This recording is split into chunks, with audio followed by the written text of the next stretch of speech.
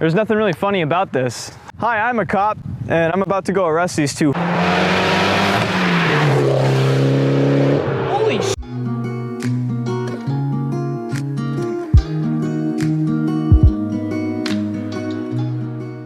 Hello everyone, welcome to Marvelous Reviews. I'm your host, and the producer, and the cameraman, and the guy that does the editing, and the guy that runs the channel, and the guy that poops on company time, because it's my company and my time. Let's go drive this Evo.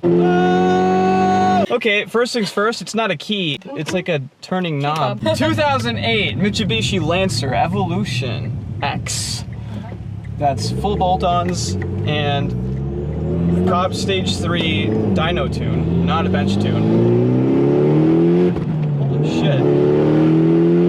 The little baby stock turbo in this is pushing 26 PSI, and it gets there, it spools up so quickly that at about 4,000 RPM, the external wastegate opens up, and yes, this car does have an external wastegate, and it sounds delicious.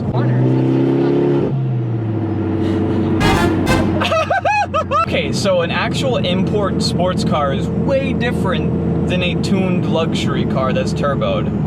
This is a 2-liter, it's called the 4BT11 for those of you that don't know. It's different than the 4G63 that was found in every Evo before this generation. And it's also the last engine that is found in any Evo. Rest in peace. You will be missed, and this is actually a really fun car. It does burn 93 octane, so don't ask me about the gas mileage, because if you're running a turboed car and it's high horsepower, or any sort of high horsepowered car, you don't care about the gas mileage. We don't worry about that. I'm in 4th gear right now, doing 45 miles per hour, and we're about 3,000 RPM, and it wants to be in boost. Wait, is it possible to just drive this normal without being in boost? Is this always in boost? Yes. What the hell? I'm at an 8th throttle and I can hear that turbo just going the whole time, just ready to go. This car kind of reminds me of like the eager freshmen that first got into college, but like they have a lot going for them too. Like they already have some talents, they're good at sports, they're pretty good in classes, and they just want to party, man. So it's just ready to go at a moment's notice. Like, darty? Hell yeah, I'll darty with you. This is a catless car, and you can tell from the smell a little bit, not from the inside, but when it like passes you, it doesn't smell like a lot of gas, but it does smell a little bit like that race car smell, that you're at the drag strip smell. The mods to this car are similar to my car's build, 3-inch downpipe, high flow or no cat pretty much. External wastegate, which is something you don't see in a lot of full bolt-on builds, so that's kind of cool. How did they do that? Is it a different manifold? So the external wastegate is right here and it's connected to the back of the turbo. The turbo, because it's a TD04 setup, has the wastegate built into the turbo housing, but it separates. So you can have a separate pipe going to the wastegate valve, and that just goes dumped open to the ground. Yeah. So it's a divorced downpipe setup. And what, different intake? Cold air intake and upper intercooler piping. Okay. I haven't done a different intercooler yet. That's the stock intercooler? Huh. Hold on, we gotta go cop mode for this. Is this car inspected? Till 420. That's when my inspection was. Blazes. We got a Cobb access port in here. Nice. The clutch on this car is medium to soft on the amount of weight that goes onto it, but it does grab very quickly and at the top. The very first thing I notice in this car is that it just wants to go. What? You're in 3rd. Is there no fit? Oh, it's a 5-speed, yeah, that's why. I thought it was a 6-speed. Okay, gear ratio on this car, way different than what I was expecting. Very short gears, except for 5th. 5th is like a major jump from 4th. So it's like 1st, 2nd, 3rd, 4th, and then 5th. You eventually get there, which is kind of like how I eventually got to graduating college. That's my one gripe actually, is the 4th and 5th gear. 4th gear, we're doing 40. It's a little bit too high for my likings. 5th gear, doing 40, it's a little bit too low. I feel like I'm gonna be lugging the engine unless I'm doing like 3% throttle. The speedo does go to 190 on this car. I don't think that the 5th gear is geared for it, but the power is there.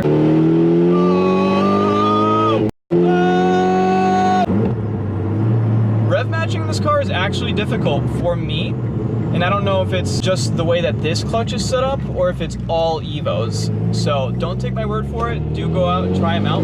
The interior of this car, we got leather wrapped steering wheel with plastic lining, but I do like the shape of it. It's got this cool little circle with the diamonds in it, and we all know that diamonds last forever. Throw off the bag.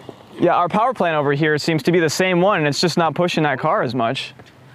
The Recaros in this are so stiff that I would love to daily this thing in like a city and just go around corners, but I would hate to drive it long distance personally. So the owner of this car drove from Vermont to Virginia with these seats, and she apparently didn't experience any back pains. Now the ergonomics of the seat aren't bad. They do feel like they hug you good, but it's the stiffness of it that I personally don't like. However, I do love the bolstering, because if I flex my back, I can't even fit in the seat. So this is perfectly sized for someone that's 69 inches tall. The seats are actually very nice. I like I think it's Alcantara. It's the Recaros. Recaros are great. If you don't know what Recaros are like, go to a car show, ask someone if you can sit in their car that has Recaros. And you can't miss them because it says Recaro on it. The rest of the interior is a little bit plasticky, but I like the lines of it. It's not too minuscule and it's not too loud looking. Like your gauges are non-discriminate. So it has big tack right there so you can look at it. It gives you information right in the middle, like tire pressure, oil pressure, gas, you know, anything that you really need. And then miles per hour on the side that people don't normally look at anyways, because who cares? This is definitely a car that I could get myself arrested in. Go, go, go, go, go, go, go, go, go. Woo!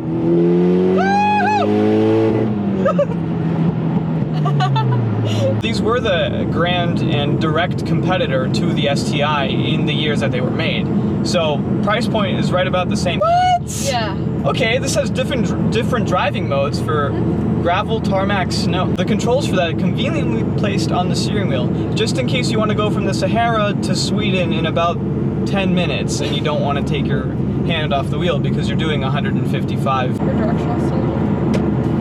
We don't need that. The steering wheel is smaller in diameter than I'm used to, but it has strong enough power steering and very tight suspension. Man, that's such tight steering.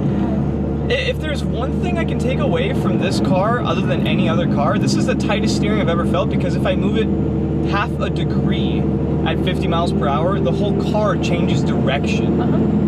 Which means this might arguably be better than the STI around corners on dry ground, let's say a track.